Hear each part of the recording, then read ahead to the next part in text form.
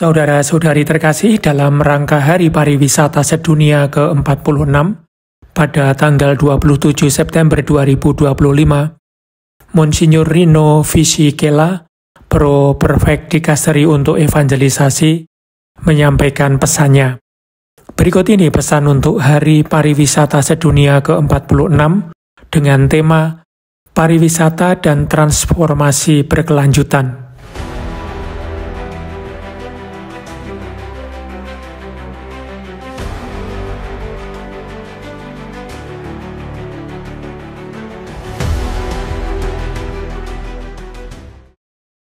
Keindahan ciptaan dan warisan budaya umat manusia mengajarkan kita untuk mengenali tanda-tanda kebijaksanaan Allah.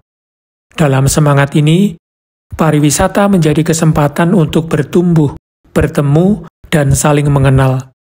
Ia memperkaya hubungan antar bangsa dan mengundang setiap orang untuk merawat rumah bersama kita. Pariwisata dan transformasi berkelanjutan adalah tema yang diambil oleh Organisasi Pariwisata Sedunia atau UNWTO untuk Hari Pariwisata Sedunia yang akan diperingati pada tanggal 27 September 2025. Tema ini mencerminkan pandangan yang bijak dan sejalan dengan isi ensiklik Laudato Si dari Paus Fransiskus yang mengatakan, tantangan mendesak untuk melindungi rumah bersama kita mencakup ajakan menyatukan seluruh keluarga manusia demi mencari pembangunan yang berkelanjutan dan menyeluruh. Semangat menjaga ciptaan juga menyentuh dunia pariwisata. Setiap tahun semakin banyak orang bepergian ke berbagai penjuru dunia dengan beragam tujuan dan moda transportasi. Mobilitas global ini memerlukan sumber daya besar yang berdampak signifikan pada kesehatan manusia dan alam. Kesadaran bahwa kita tinggal di dunia yang makin sempit akibat mobilitas mendorong para pelaku pariwisata untuk masuk ke dalam visi transformasi berkelanjutan. Sumber daya yang tersedia dapat dimanfaatkan secara lebih konsisten untuk mendukung transportasi yang ramah lingkungan dan kenyamanan penumpang. Bahkan para wisatawan kini semakin menghargai destinasi yang menjunjung tinggi kelestarian lingkungan. Oleh karena itu, kepedulian terhadap alam menuntut tanggung jawab, baik secara pribadi maupun bersama, agar apa yang telah kita terima tidak hilang begitu saja. Bepergian mengajak kita melihat realitas dengan lebih luas, memberi kesempatan merenungkan keindahan alam dan seni yang ada di seluruh dunia. Pariwisata juga menjadi sarana perjumpaan antar pribadi dan antar bangsa, mendorong saling menghormati dan solidaritas. Dampak sosial dari pariwisata sangat besar, terlebih bila destinasi adalah tempat suci.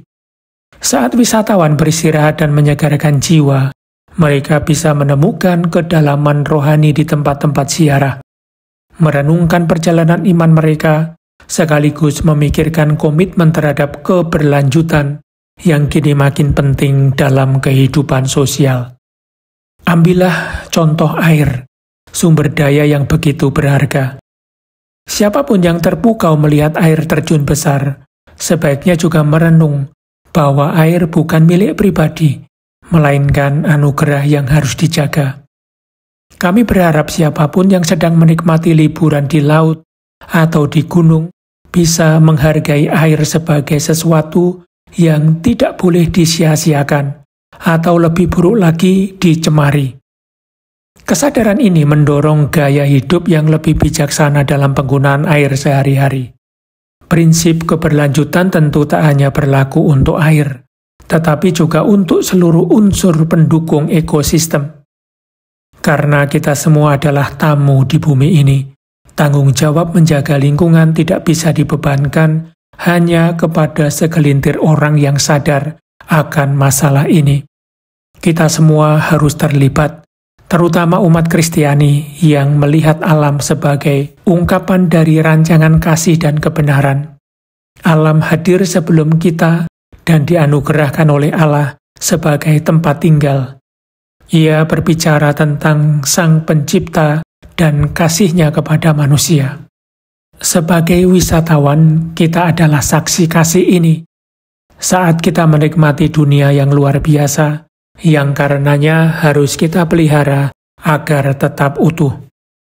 Pariwisata dalam kerangka berkelanjutan juga menyingkap masalah keadilan.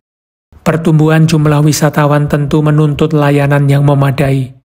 Sayangnya, ini bisa menggoda para pelaku industri untuk menjadikan pariwisata sebagai ajang spekulasi. Kasus-kasus penyalahgunaan tidak sedikit dan menimbulkan kekhawatiran.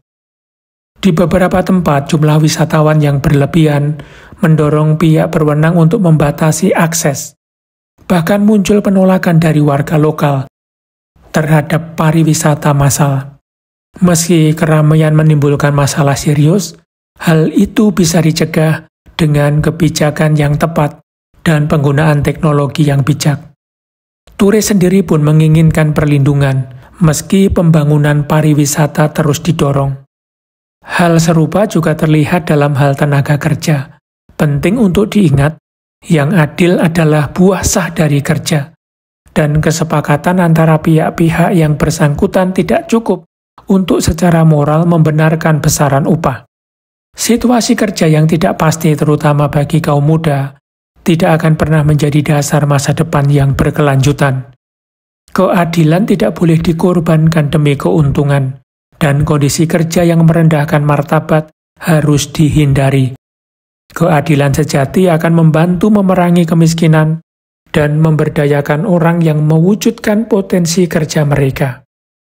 Sayangnya, yang sering terlihat adalah keinginan mengejar untung cepat tanpa upaya yang seimbang. Keinginan ini menyesatkan dan menghasilkan praktek-praktek yang merugikan pekerja, turis, dan bahkan pelaku industri itu sendiri.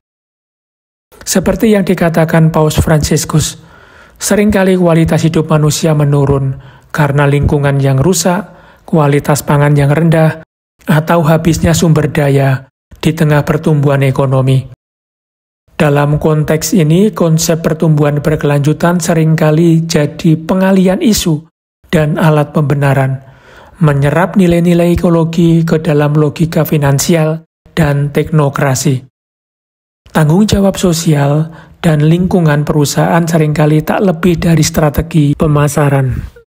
Sebaliknya, pariwisata yang otentik harus selalu dibarengi dengan praktek keadilan sosial dan kepedulian terhadap lingkungan.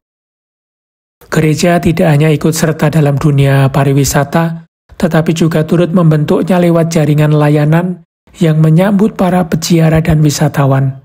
Para penanggung jawab tempat ziarah harus memastikan bahwa tempat-tempat itu tetap menjadi ruang rohani, di mana hati manusia bisa tenang dan menemukan makna hidup lewat doa, keheningan, dan dialog dengan sesama pencari Tuhan.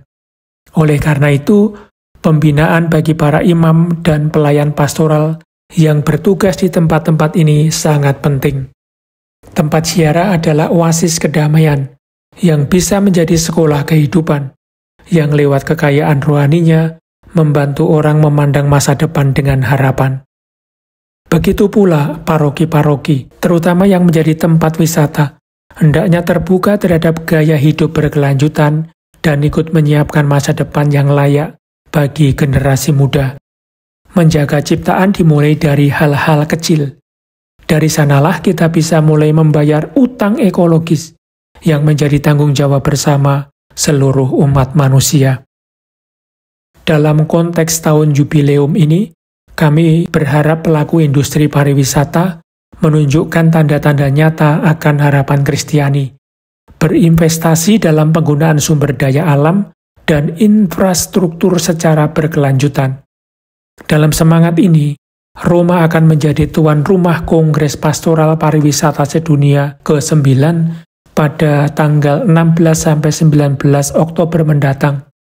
Ini akan menjadi kesempatan penting untuk merenungkan isu-isu tersebut dan mempertegas komitmen gereja agar pariwisata bisa berkembang sebagai sarana evangelisasi dan promosi kemanusiaan. 26 Mei 2025, peringatan Santo Filipus Neri. Atas nama dikasari untuk evangelisasi, Monsignorino Fisichella Pro Perfect.